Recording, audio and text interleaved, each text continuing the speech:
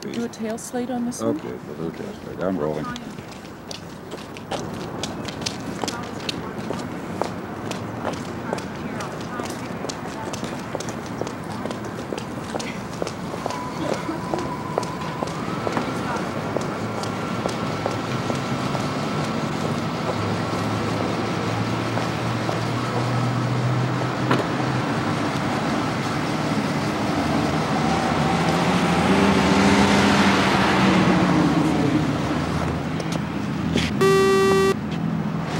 One tail. One in the tail. Coming up shot 2.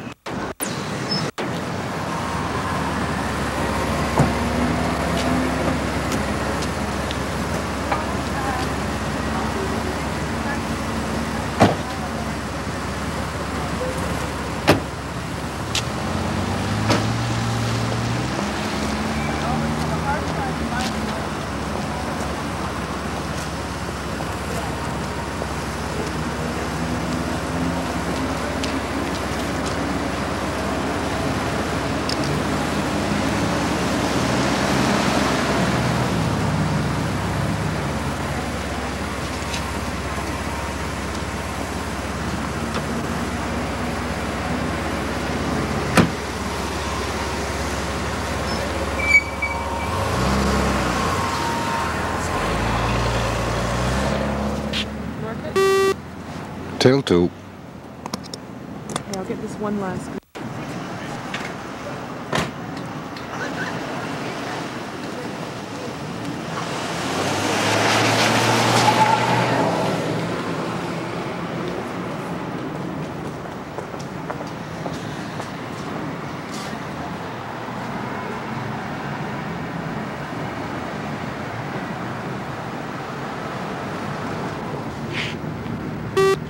Tail 3. Coming up 4.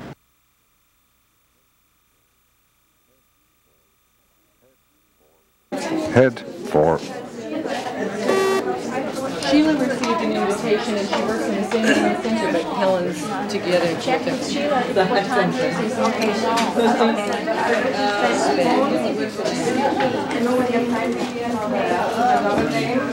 I also mentioned about the accommodation and the career counseling. Also said the not exactly what we take care of. What's the Now that I'm here. Thank God. now that things are running smoothly. Yeah. Did you just get a second box? Yes, we did. I don't know why. Well, I thought it would be easier to split it up. Okay, you can keep Sunday. These right. You can keep Sunday in the back of yours, and let's take out the extras so you don't have any problem. You're not going to keep I'm not. Yes, I've got Sundays here, but she can keep Sundays at the back of hers too. You know, just put Sundays right to the back, and here, use this one for the. Coming up 5. 5 head.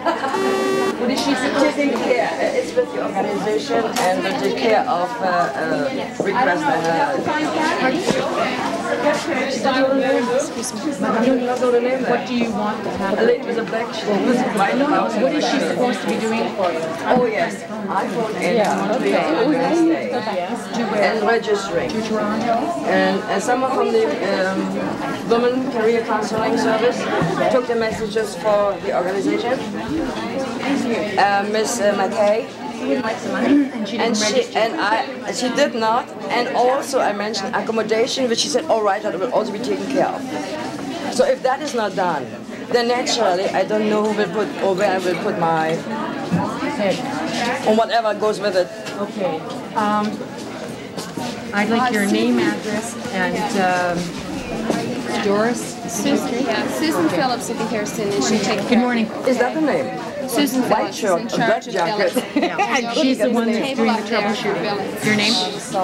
S-E-L-J. S-E-L? Have you, Carol? Right, right. Are you coming tomorrow? Okay. And you just make out your name tag and you're all set. Smith and Marie. Hardly ever comes. And Marie, yeah, right.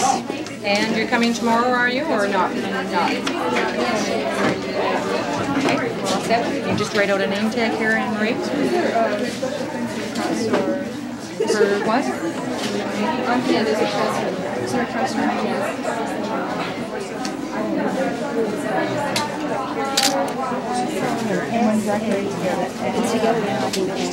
Have you, Solomon? Helen? Wild sound, a lady with a camera clicking.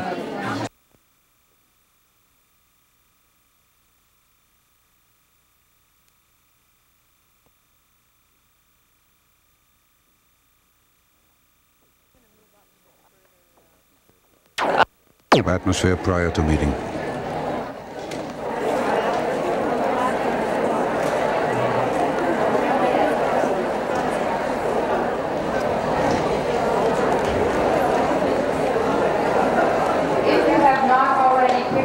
Translation device. Would you make sure you've done it now? We want to be sure that those of you who are not bilingual are able to understand anyone who speaks at the floor mics or at the front mics. We have at least 500 devices for translation. In the hallway? I presume they're just outside the door here. But would you get translation devices if you do not understand both languages?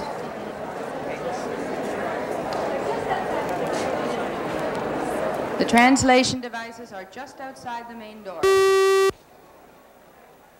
Six-tail. We'll take the other room. Hands?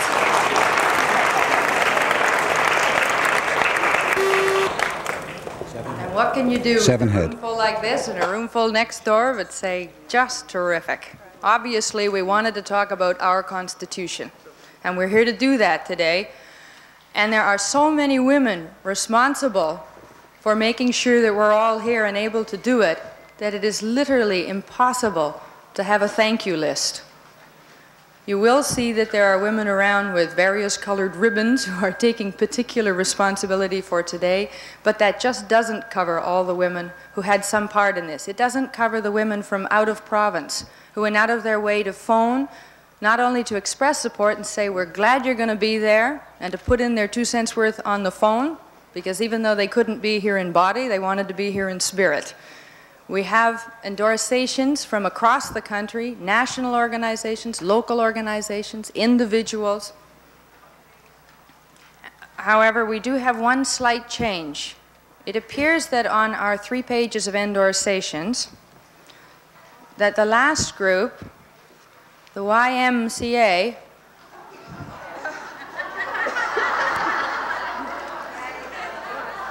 was not actually contacted for official endorsation.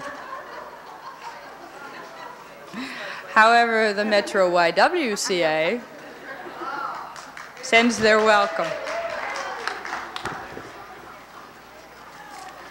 We have had endorsations come in over the telephone, by telegram, and I think there's an extra one here that someone wished to make public from the University Women's Club of North Toronto. So as I say, right down to the very local neighborhoods and right up to the national organizations, we are all welcome here today. However, it's a fact of life that conferences do cost money, and this one didn't get a lot of funding. That doesn't mean we haven't had a lot of funds as well as a lot of fun. We have raised money. We've raised money from individuals, and we've raised money from these same people and organizations who said that we should be here. And there are women that have taken on that task from the very day that we met in a little restaurant called The Cow to make such a presumptuous decision as to hold our national conference on women and the Constitution. So years from now, when daughters ask how it all started, you can talk about The Cow, and I'm sure they'll appreciate the advertisement. I am told by the women who did look after the funding that the estimate for this conference, including everything, translation devices, phone calls, because we could only get out one mailing, and everything else that goes along with putting something like this together, will probably run about $30,000.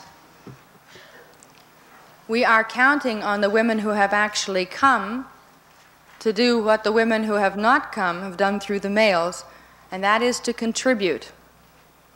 And I don't look at it as a donation. I think we are all contributing today. We're contributing here by our presence, and we're contributing with the money that we put into this to support it and make sure that it happens. However, I think it's true that the only reason that this day has happened is that women across Canada have taken time away from their jobs, and I hope most of them still have them to go back to, and they've taken money out of their pockets. And much of that money will never go back into those pockets. Thank you, Linda. And I just want to say, women, we've done it.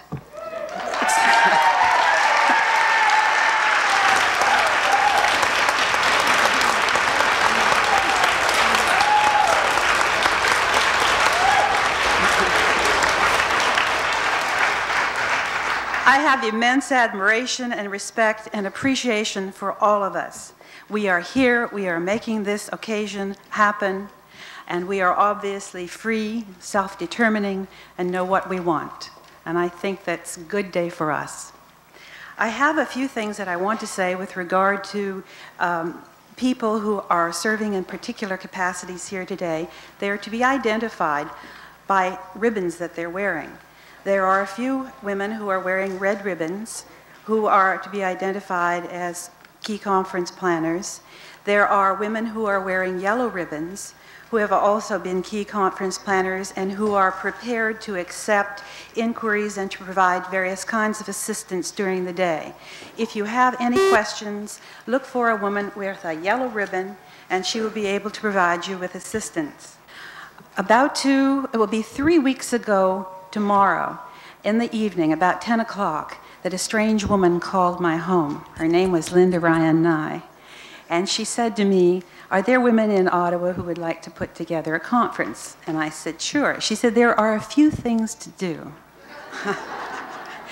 So she said, "What about space?" "Oh, no problem."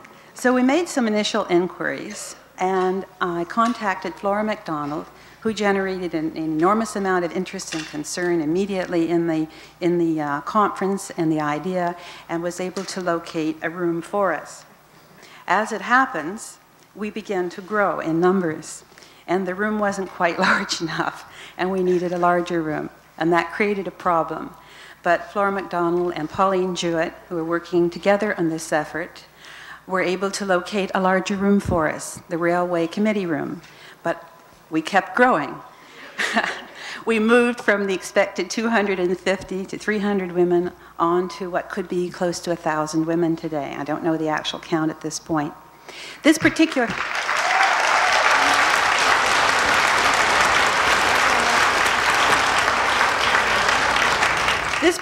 room, room 200, is a room that was being used by the Senate Committee on the Constitution, and we were told originally we could not have this room, but you see, we have this room.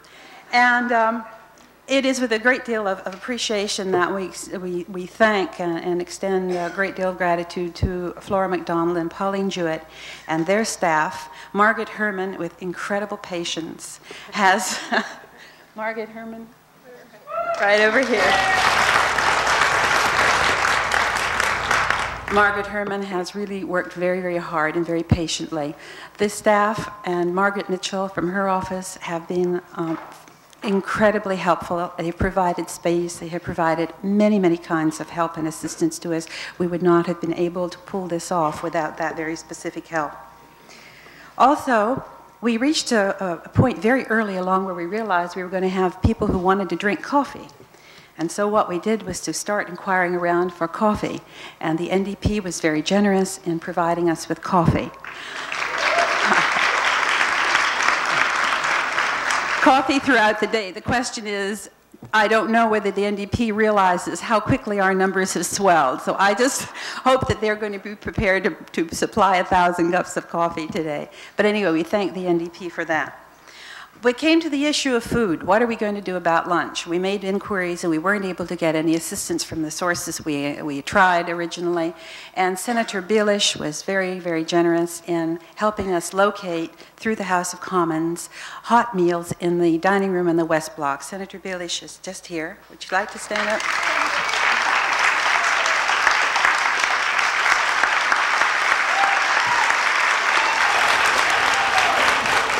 So we have space, we have food, we have coffee, and we have each other. And it's, a lot of hard work has gone into that. There was an invitation extended by Maureen McTeer very early on in our plans to attend a reception at Stornoway. At that time, we assured her that there would be probably not in excess of 250 women. Our numbers have grown, but Stornoway has not. There is a limit to the number of people who are going to be able to go to that reception. The result is that there are invitations extended to those women who are coming from the most distant points. We've tried to extend invitations in as fair a way as possible. There are some of you who will not be going to Stornoway because you have come from a very close area, maybe here in Ottawa. So we hope that you will understand that there was no intent to slight anyone, that in fact it's a matter of our swelling size.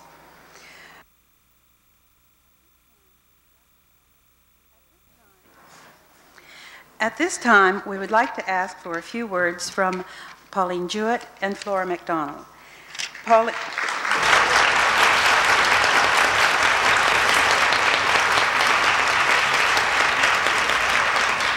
has been very, very patient because today she's co-chairing a committee reviewing foreign policy for the NDP. It's taking place upstairs right now, and Pauline has been good enough to come down to say a few words to us. So without any more, I'll say Pauline Jewett. 9 head.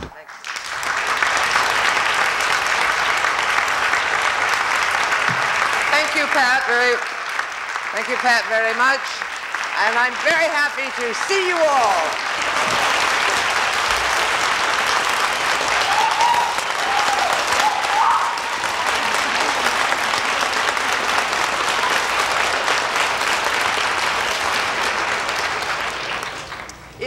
It is really ironic that this meeting should be taking place in the room in which the Constitution has been discussed all these many months, and in the adjacent rooms, because it's in this very room. A few months ago, very soon after the Constitutional Committee was set up, that most of the largest and most progressive women's groups in the country presented briefs to that Constitutional Committee. It was of course, the Canadian Advisory Council on the Status of Women, and it was the National Action Committee on the Status of Women, and it was Women on the Constitution and the Law Association, and many other groups that presented such marvelous briefs to that committee.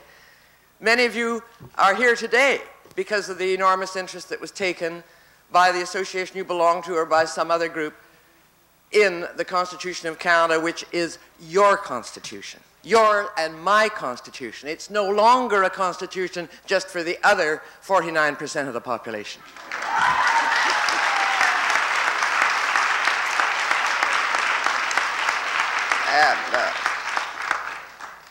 And on behalf of my colleagues in the New Democratic Party, and particularly Margaret Mitchell, whose office has been doing so much, of course, along with Flora's office, which has done a very, very great deal to help make this meeting possible, I want to welcome you on behalf of all my caucus colleagues, and particularly Margaret, who can't be here today, to say that when a certain minister, who shall remain nameless,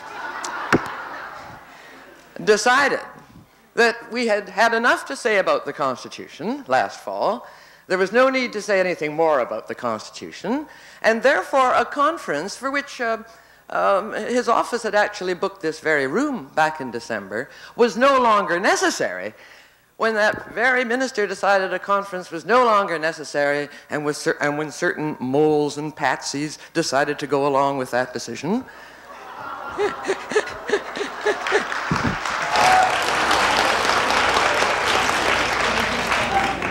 we have ended up having a conference probably 4 times the size the original one would have been.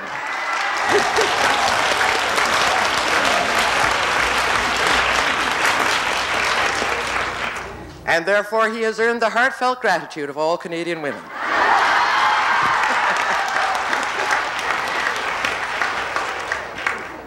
just one more word, and I'm sure she'll be mentioned many times during the course of this day, and that is that I guess we would all agree that the real heroine of this whole affair, because she stuck to it when the going was tough, and she's somebody that stands out and has always stood out among all Canadian women, but stands out particularly today, is Doris Anderson.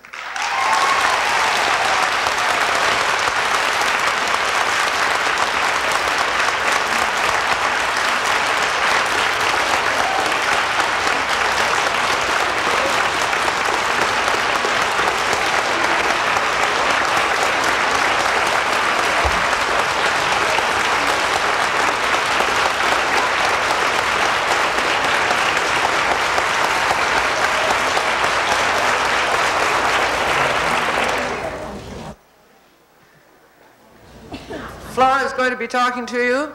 I'm off to my International Affairs meeting, which is maddening, but it's been going planned for a very long time. As you know, I'm not only women's critic for my party, but also International Affairs Committee, but I'll just be upstairs.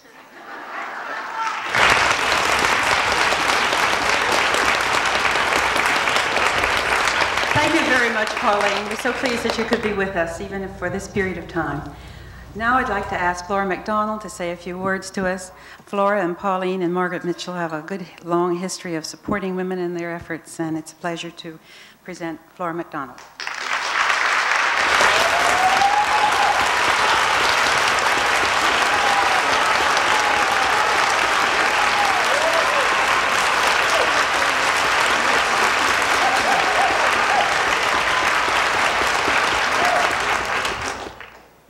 Welcome to Parliament Hill.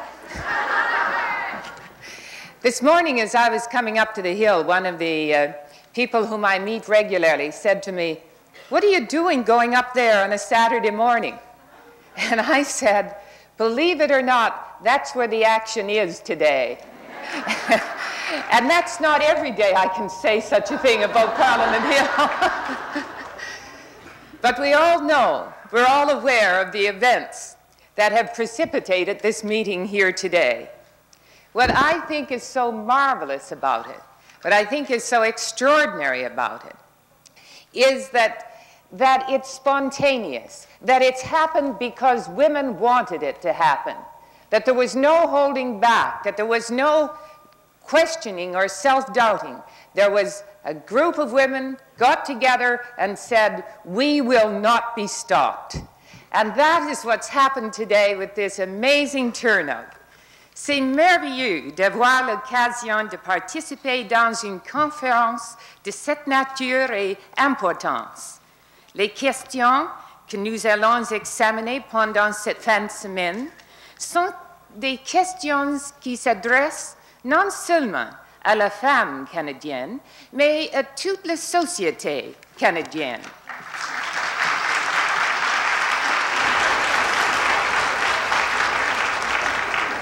Je vous souhaite une conférence productive et je suis certaine que le résultat de nos travaux pendant cette fin de semaine feront une contribution positive au débat constitutionnel.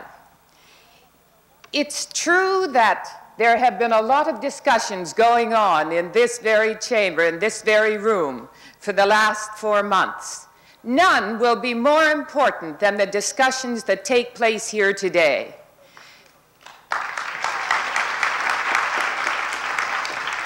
And when we're thinking about today, when we're thinking about what is going to be discussed, I don't think we should ever forget what has happened in the past and to place it in a historic context from which we can always grow and to which we can make a greater contribution than in the past.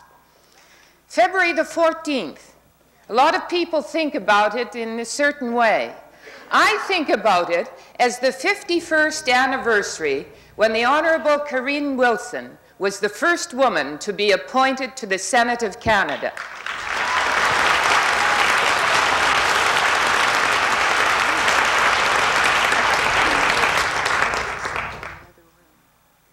I've just finished then. There's something wrong with the sound in the other room, so we'll finish up and get the technical bugs worked out.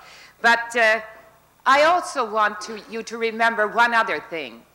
When Agnes MacPhail was first elected to the House of Commons, she was so excited about it, as I am excited today, but she was so excited about it that she thought that she was the forerunner of a great many women coming after her. Now, she was rather disappointed in that, but the comment she made at that time, as she contemplated it, was, "I can almost hear them coming." She could hear their footsteps echoing through the corridors of Parliament. Today, Agnes MacPhail's projection would be vindicated. Today, she can indeed hear the footsteps of many women echoing through the corridors of the Houses of Parliament to make sure that our voices are heard in the most important debate that has been going on in this country for lo these many years. Thank you for being here.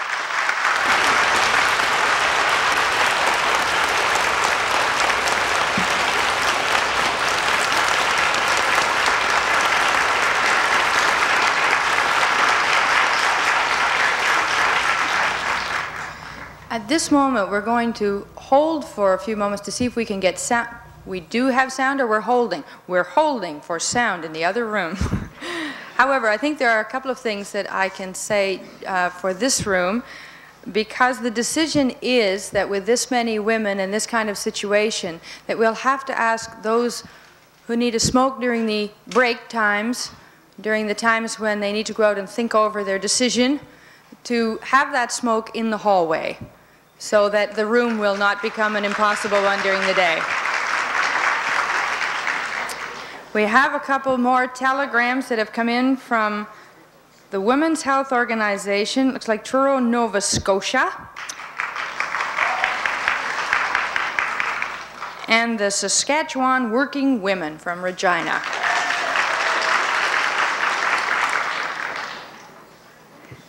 We have something a little special here, but I have had a request to do with the problem with bilingual women and non-bilingual women, and that is that there are about half a dozen women in the other room who will need translation devices. And we have been asked if there are half a dozen women, perhaps near the end of a row or near the back somewhere, who would be willing to switch rooms at this point, especially if we promise to get sound into that other room. But we do have half a dozen women in that other room who need to change places in order to be able to understand everything that is said. We know that there are a lot of us here. We thought that an interesting thing to do might be to identify, or to have people identify themselves by region from across the country. We know that we have women here, great representation from New Brunswick, pretty good representation for the Yukon Territory, not bad for British Columbia. We thought that maybe we'd take a quick run across the country by geographical area and see who's here. Okay. Shot 10, heads late, picture 04. East, okay? That's the ocean, one ocean. Okay, people from Newfoundland?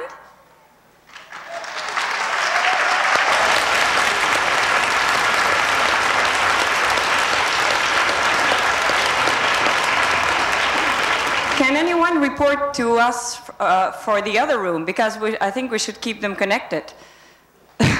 Anybody from Newfoundland in the other room, do you know? Anyway, then New Brunswick? They're all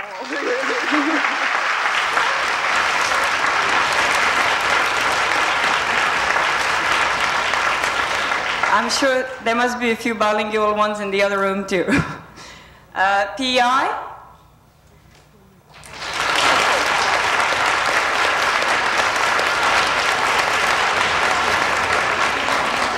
Nova Scotia?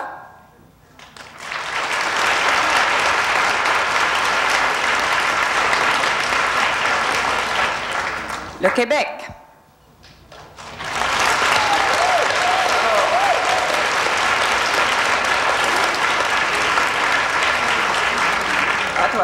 You can stand up if you've ever lived in this place before, too. It's all right. That's allowed. If you've ever spent more than 2 weeks vacation in the summertime. Where did we leave off? We left off in Quebec? Yeah, Ontario now. How about Manitoba? Anyone here from Manitoba?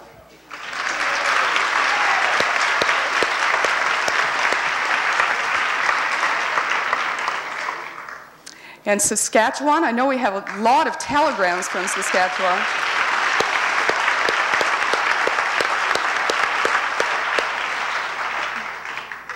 Alberta?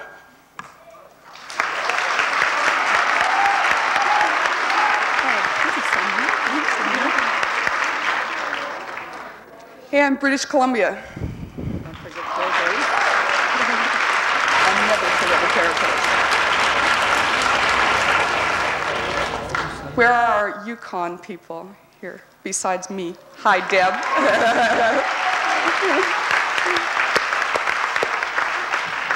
And I don't think that anyone was able to make it from the Northwest Territories unless we've got a surprise somewhere. It's the only region that's really a shame. Anyway, welcome.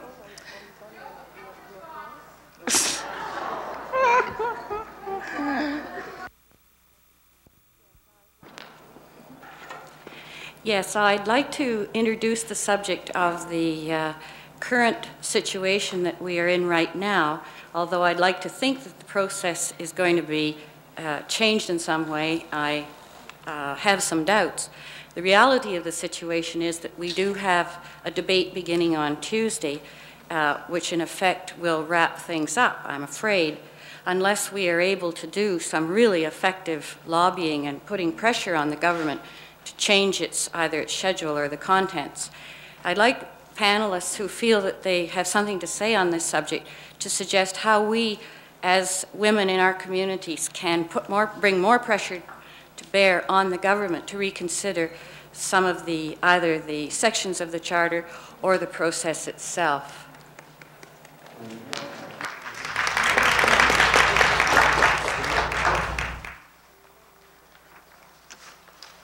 I suppose success is always measured by the outcomes desired at the start, so no one hold me to what I'll say.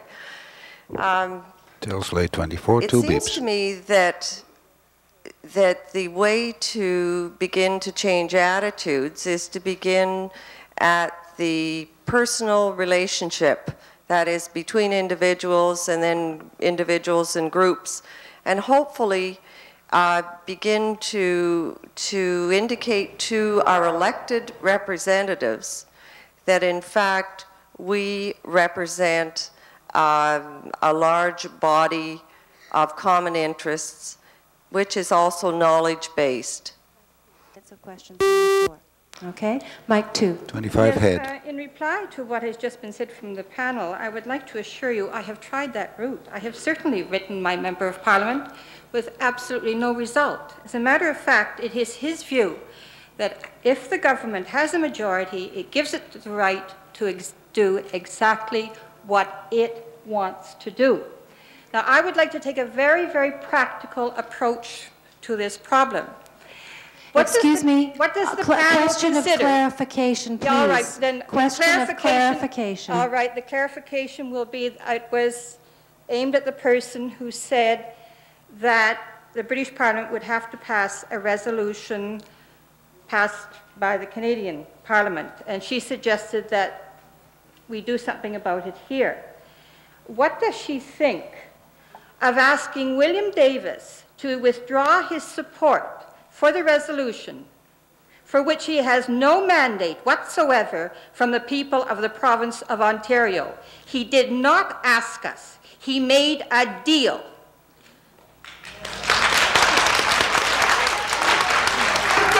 Ontario has been exempted from Section 133 of the British North America Act in exchange for the support for that resolution, and Mr. Davis did not have a right to do that. No one gave him that authority. That is not democracy. Participatory or any other kind of democracy worth the name. Okay. Mike, excuse me, back to Mike 1, please. Would you like to answer the question? I think it's clear that you should go and speak to Mr. Davis. I have. He didn't answer my question. Mic 1, please. Excuse me, mic 1, please. I was interested in the comments of Margaret Fern as to the Charter of Rights being either as a result of national debate here or rather than being passed in Westminster. And I wonder if it doesn't seem a little strange to the conference that we in Canada should be asking Britain to use their colonial rights to pass legislation there that we could pass for ourselves in Canada.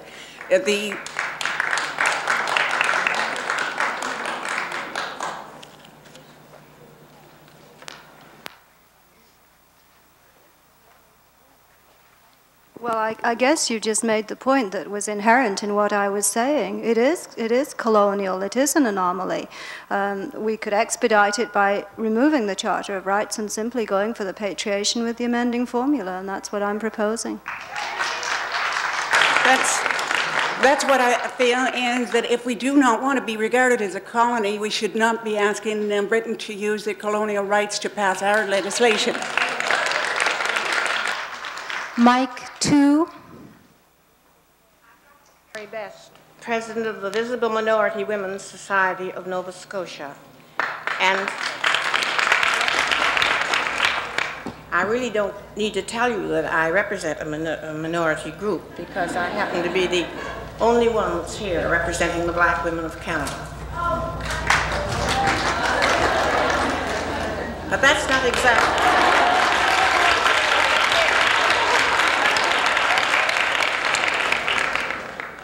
Correction and an apology. Over 30 years ago, I came here when Anne Francis had her conference, and I was definitely then the lone representative of the black women of Canada. And I presented a brief on their behalf. And I've come a long distance today, and I find that there's only one more of us here. And I think that should tell us something as women of Canada. Now 78, I am still only number 2. I'd like to commend the Native Women's Association for their resolution. And I'd like to quote this for you. Dr. Best, excuse me, but at this point in the agenda, please, questions of clarification. Well, this is a question of clarification, if you will permit me to read it. The guarantee in this charter of certain rights and freedoms shall not be construed as denying the existence of any other rights or freedoms that exist in Canada, including the rights and freedoms that pertain to the native peoples of Canada.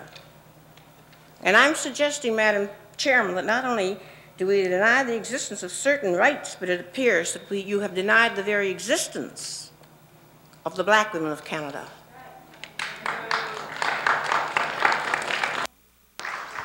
Is there a panelist who wishes to address that?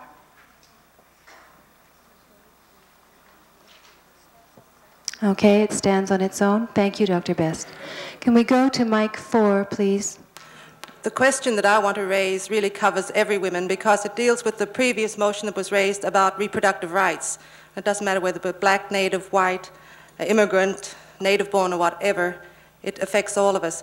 It was raised earlier that it would be possible to bring in a motion. The Repeal 251 committee, which started in BC, is conducting a postcard campaign, which we're now trying to bring across Canada. There are postcards out there that we hope everyone will sign. What I would like to know is, how do we go about getting that motion in? This is, you're talking about a resolution coming from this meeting that you want in support of what you're doing? No, we're talking about the reproductive rights within the Charter of Rights. Okay. How do we bring that motion in so that it will be part of the resolution?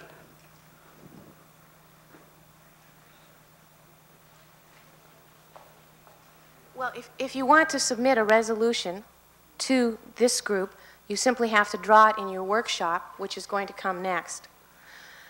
If the resolution you're trying to put forward is to actually remove abortion from the criminal code. Today, I think it's inappropriate because that's not what we're here to discuss.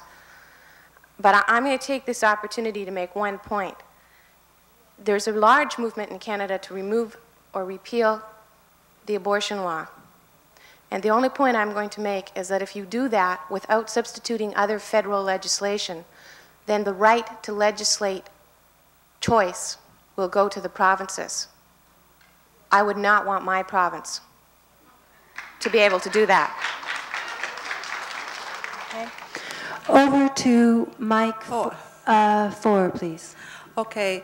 Regarding that last remark, I see that what you're talking about, but that would be a matter of availability of funding under the various provincial codes in health.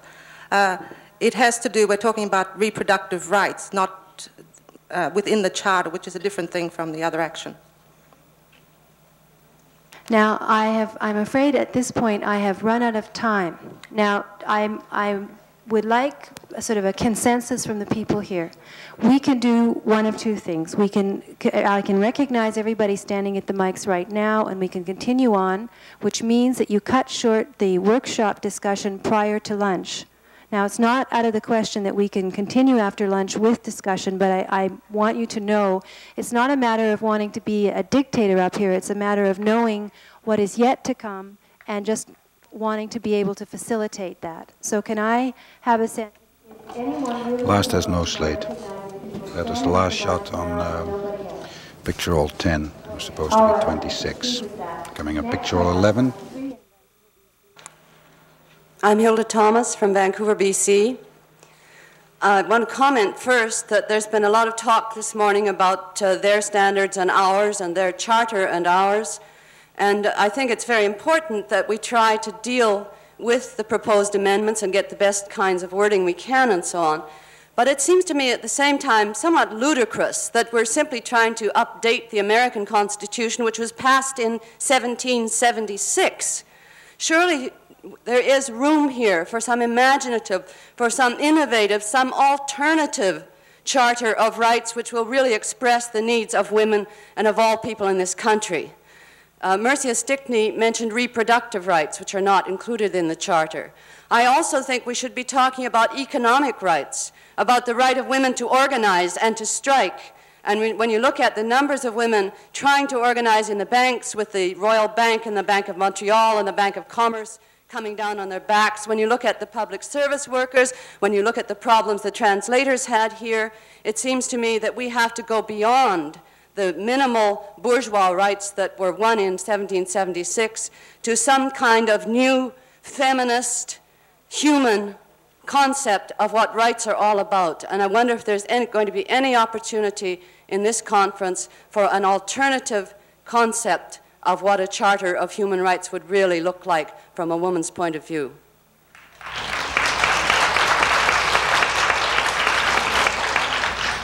I think the opportunity is here. It exists in the workshop format over lunch, and the opportunity to present resolutions.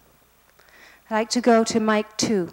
Carolyn Egan, International Women's Day Committee in Toronto. I'd just like to say I support the comments of the previous speaker. I wanted to address my question to Margaret Fern. You spoke in your comments to this conference about the economic disadvantages that women are facing, and that the Constitution and the Charter of Rights do not really deal with these issues. And what I'm concerned about, too, is Clause 15. We talk about every individual is equal before and under the law. I think this speaks to the question that was put forward. What about those areas that aren't presently covered by existing law? And how can we go about ensuring that those rights, such as right to equal pay for work of equal value, or equal access to jobs that have been traditionally denied us, or the many other areas that women have been subject to discrimination, how do we go about including those from your perspective when you talk about economic rights?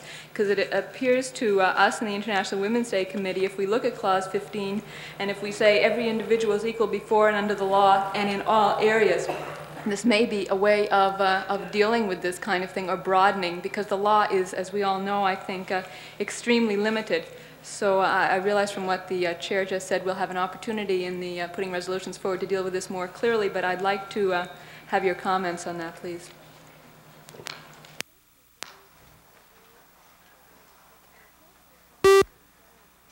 Okay, the thrust of what I was saying about the constitutional process really boils 27 down to this. till. I think that process, by the way it's happened, has been tainted, and I think it's a wrong process, and I think that what we have to do is throw out the process and get to a new one, and from that point then we start talking about the real things that we would like into a Charter of Rights, if that's the way we're going to go. Many women here today probably are discussing the Constitution for the first time. The deadline is Tuesday. It goes back to Parliament on Tuesday, and we're threatened with that other democratic process of closure. I urge you to think about what's happening. If we want real changes to that Charter of Rights, I don't think we're going to get them under the present process.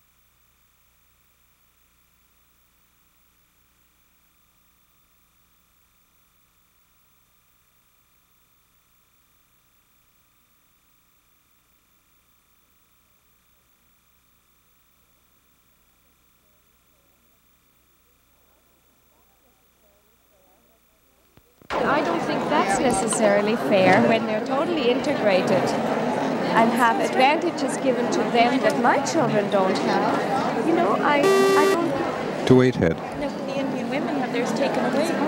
Well, I don't agree with that, but I think the whole question of the rights should be more explained to us. What is it that they have? Free travel? I never knew about that.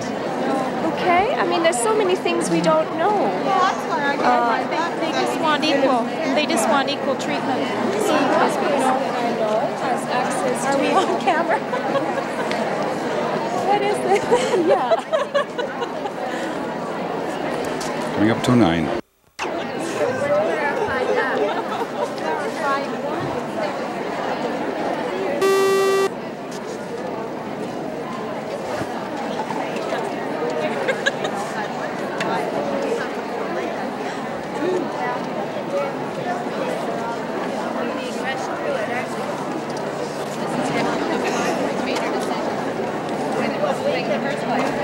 Coming up to 3:00.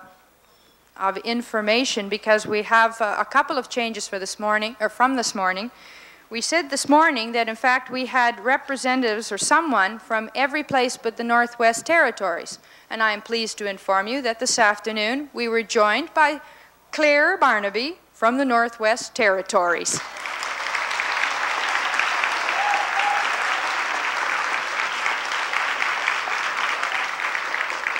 So we have indeed a very national conference. And the second thing is that I'm going to take a couple of minutes.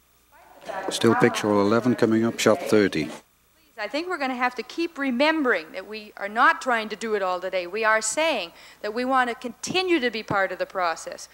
It is not even right for us to feel a pressure that because of how someone else is running a certain process, that we then have to make up our minds when we're not ready to, agree when we're not ready to. We're here to state our position, to find out where we stand, and to let members of Parliament know where we stand.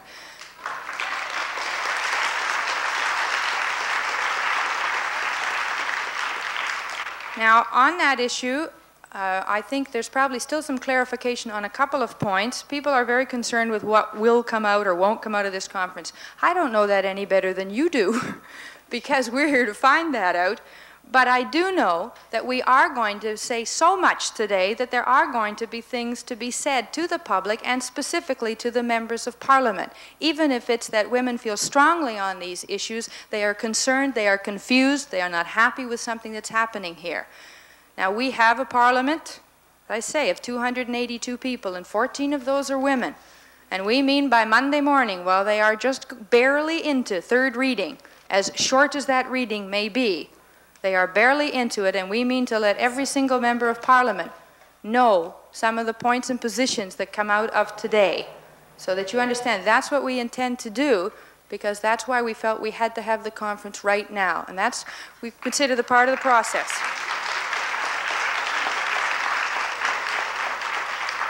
You could sort of say this is our parliamentary debate.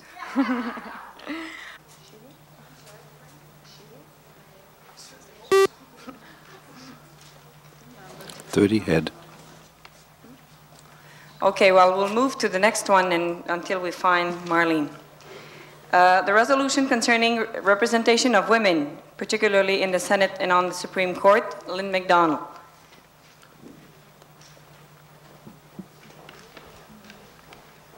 You can come here if you want.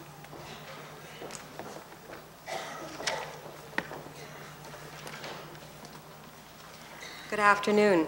I was asked to prepare a resolution on this subject of political representation because it's something that we all feel is extremely important. I'd like to say before I get on to that, just to clarify a little bit of misunderstanding about the participation of the National Action Committee on the Status of Women, of which I am president. We're listed as one of the endorsing groups, and the Executive Committee did agree to endorse this conference. But the National Action Committee, as you may know, is an extremely diverse group. We go from coast to coast, from left to right, from traditional to avant-garde, and there were a number of people who did not think we should be endorsing the conference. So the compromise position, and we do reach consensus positions by trying to move somewhere towards the middle, was that we would endorse the conference, but we would not participate officially as an organization. So I'm here speaking as an individual. We don't have official delegates. Well, political representation. We have the vote. The Charter of Rights would guarantee us this vote. I don't think anyone here is worried about the vote being taken away. But how much more do we have? And what we're concerned about here is resolve that this meeting approves the principle of equitable representation of women throughout the political system. The vote is not enough. In the case of appointments to the upper house, boards, commissions, and the bench, women should hold half the positions. And let me address that one for the moment. The Senate, or whatever we have by way of an upper house, boards and commissions, we would argue that women should hold half these positions. That there's no reason why not. Women are perfectly qualified to hold these. For a large part, the responsibilities are to represent the public, and we are clearly half of that public. Aha, but what about qualifications? Very few of these positions require specific technical qualifications, such as 20 years as a mining engineer. Boards and commissions are to represent the public. The technical expertise is hired in the full-time public service normally. The case of the bench, a slightly different situation. People might say, well, women are now comprising only about 30% of the law schools, and women are not half of the legal profession yet, and may not be for many years. Well, this argument could be faced on many grounds. It's not just a question of qualification. On the bench, we do recognize that the Supreme Court of Canada, certain positions are reserved for Quebec civil law lawyers. We recognize that. Boards, commissions, the bench, and the Senate, there's always been some regional representation by language group. Some boards and commissions also have racial representation and religion. There's always a delicate balancing act to follow, because for all of these kinds of positions, there are many more people who are qualified to hold them than there are positions. So that it's hard to prove for any position that a more qualified woman was looked over to appoint a less qualified man, because for this small number of positions on the bench or these boards and commissions, there are many qualified men and women. And so sheer qualification just isn't enough.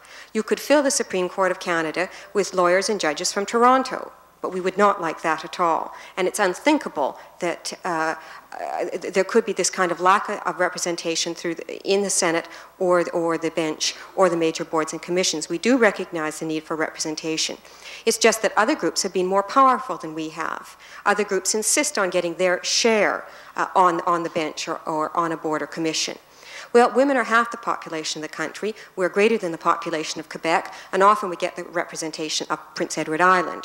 And this is really not adequate. We've got to start demanding equal representation because this is what we deserve. It's not just a question of justice for women, that women want these jobs and that are entitled to have them in terms of their own careers, because certainly participating in these high-level places makes you eligible for other high-level positions, and women who are excluded from them are excluded from important possibilities in their own careers.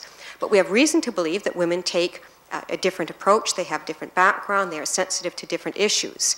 We know that in other countries where the representation of women has improved, such as in the Nordic countries where many city councils now are 50% women, and regional and indeed parliaments have a quarter women, that the climate of opinion has changed, that it is easier for citizens to raise concerns that have been traditionally women's concerns. Daycare issues have been much better handled when there is greater representation of women. It's not just that these women are not necessarily feminists. It's not that they have a political platform that they're pushing, but it improves the climate, it improves the understanding. Now, for the bench, this is enormously important. If we do have an entrenched charter, one of the great dangers of it is that we will be transferring power from legislature, from the Parliament, to the bench. It means the Supreme Court of Canada will have much greater power, and we do not have one woman on that at the present time. We would wonder, would we have gotten the decisions that we've had, the disastrous history of the Supreme Court of Canada on women's issues? Would we have had the Murdoch case if there had been women in the Supreme Court of Canada, Laval and Bedard? Could a group of women sitting around the Supreme Court of Canada have come up with a decision that a woman who worked for more than 20 years, raising her children, looking after the house, branding the cattle, vaccinating, feeding, cleaning, and all of these tasks that Irene Murdoch did, and then get the conclusion that because she performed only the functions of a normal farm wife, that she was deserving of nothing? I don't think if we'd had women there that that kind of decision could have been reached, or the incredible decision on Stella Bliss, that laws of nature, not of man, ordained that Stella Bliss would not get unemployment insurance benefits. It's Pictorial 12 coming up, shot 31. So especially if we're going to move to having an entrenched charter, we really do need we really do need to have women there. The National Action Committee proposed this in our brief to the Joint Senate Commons Committee. It got nowhere, as you can see. It just wasn't commented on when the new amendments were brought in. Well, let me turn to the second part, that in the case of elected positions, we recommend an examination of the current electoral system and reform to increase the participation of women. So far, I've just been talking about appointed positions, for which there's no difficulty in simply appointing more women. The case of elections, well, the reason we have fewer than 5% women in the House of Commons, and the way to get into the House of Commons is to be elected, and that can't be, we can't change that easily. Now, it happens that our system of election, the single-member constituency system, is particularly unfavorable to women.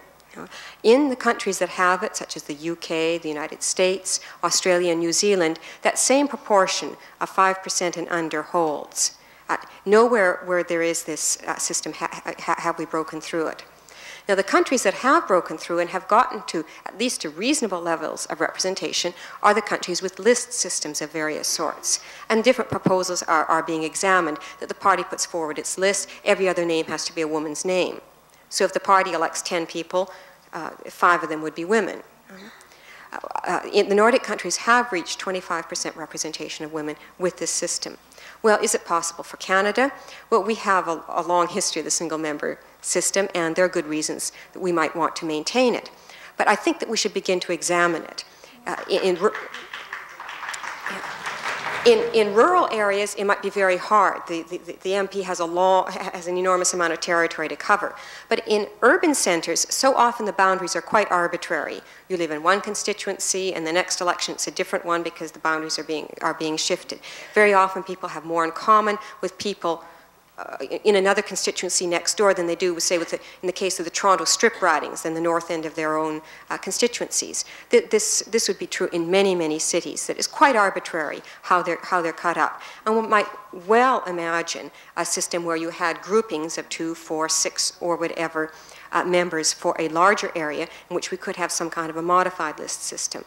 Well, I simply want to offer it as this is a structural problem. It's going to mean that we're not going to get into Parliament in large numbers. You know, that's what the problem is. And if we really want to be well represented there, we've got to address the structural problem and at least consider that perhaps we should be changing our electoral system.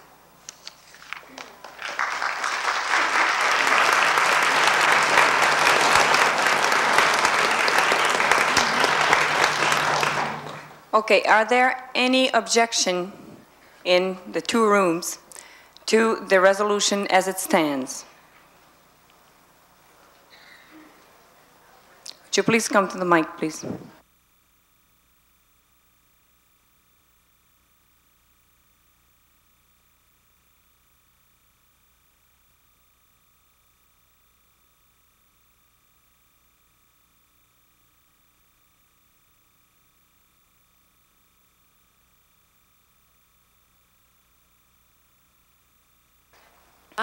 I'd like to recommend that resolution number 2 be reworded to read, and be it resolved that in the case of elected positions, we recommend reform of the current electoral system to increase the participation of women. Is there support for this change? Would you please raise your hand? Okay, the change is as follows, and be it resolved that in the case of elected positions, we recommend a reform of the current electoral system.